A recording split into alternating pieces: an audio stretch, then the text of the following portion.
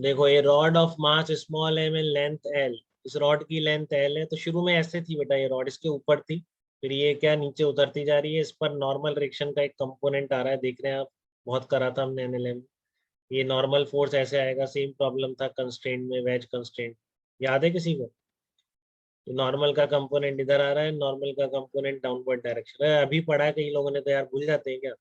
ये नहीं बताया था मैंने उसमें, बताया यस था? सर। हाँ। Yes sir. Capital H height है, तो आपका यहाँ से यहाँ तक आ गया, तो इस इनिशियल पोजीशन है, ये फाइनल पोजीशन है, system is release, rod is at the top of the, find the speed of the ways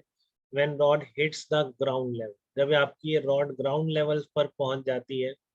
ठीक है, तब आपको इस वेज की स्पीड बतानी है। Find the speed of the ways when the rod hits the ground level. Friction कहीं भी नहीं है, neglect friction between all the surfaces in contact, ठीक है, तो वो क्लियर रखेंगे, फ्रिक्शन कहीं नहीं है, तो फिर क्या करेंगे? देखो आप डायनेमिक से भी कर सकते हैं, बहुत लेंथी हो जाए, ठीक है, डायनेमिक से बहुत लेंथी हो जाएगा, आपको टॉर्क नहीं वो निकालना पड़ेगा, फोर्स, फिर आप यहाँ से यहाँ तक गिरने का टाइम निकालेंगे, उतने टाइम में इसका डिस्प्लेसमेंट लिखें, हो ही नहीं पाएगा एग्जाम। इसीलिए आपको क्या बोला, देखो क्या स्पीड पूछी है, तो F equal to M A में सीधे नहीं जाना है,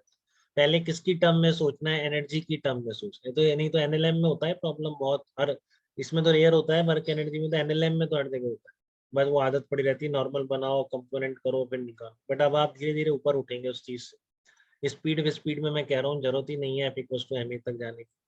तो यहाँ तक जब ये आया तो देखो कितना सिंपल है, work done by all the forces equal to delta, ठीक है, work done by all the forces equal to delta K, तो कौन कौन सा, एक एमजी का वर्क आ जाएगा दोनों सिस्टम, ठीक है ना, जो इनके बीच नॉर्मल फोर्स है उसका वर्क डन जीरो होगा, टोटल वर्क डन भी जीरो होगा, ठीक है ना, क्योंकि हमेशा देखो कांटेक्ट में है, इस पर नॉर्मल लगेगा इस डायरेक्शन, इस पर लगेगा नॉर्मल इस डायरेक्शन में, डिस्प्लेसमेंट वर्टिकल डायरेक्शन में दोनों का सेम,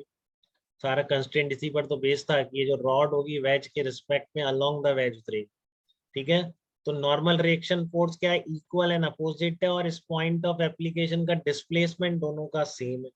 तो क्या आएगा, वर्क का सम कितना आ जाएगा नॉर्मल फोर्स का, N vector dot D R vector.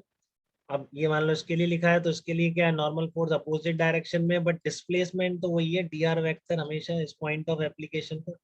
ठीक है ना, इस परपेंडिकुलर डायरेक्शन में इनका वो आ नहीं सकता ना कभी भी रिलेटिव डिस्प्लेसमेंट, ठीक है, तो परपेंडिकुलर डायरेक्शन में लगा रहा हूँ, तो वेक्टर में मत बोलो, ऐसे बोलो उसको, एन इंटू डी आर, और दूसरे पर होगा minus N into D R, इस वर्टिकल डायरेक्शन, ठीक है, क्योंकि इस डायरेक्शन के अलोंग डिस्प्लेसमेंट सेम है,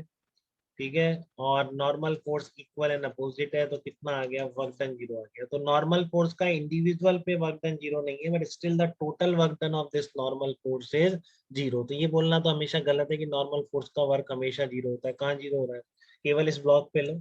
नॉर्मल की वजह, नॉर्मल फोर्स की वजह से तो चल रहा है, ठीक है ना, काइनेटिक एनर्जी जो आ रही है नॉर्मल फोर्स की वजह से, बट टोटल वर्क डन यहाँ पर अभी जीरो है, तो उस चीज का हम फायदा उठाएंगे, ये एक्सटर्नल वर्क केवल एमजी का हो रहा है,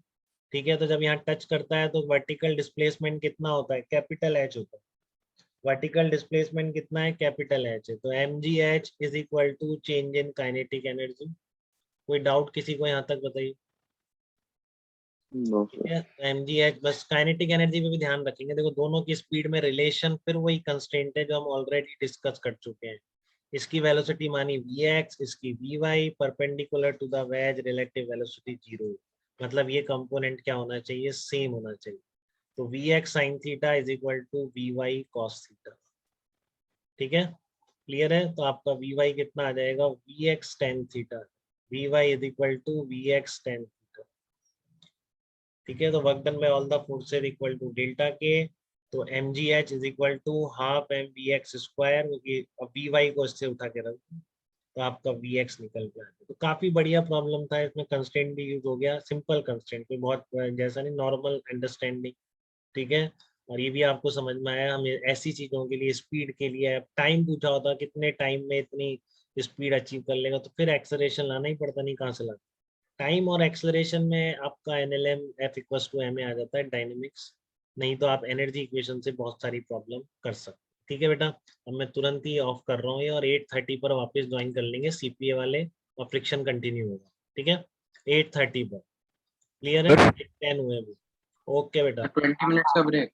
हाँ 8:30 पर सर आप, ठीक है, चलिए,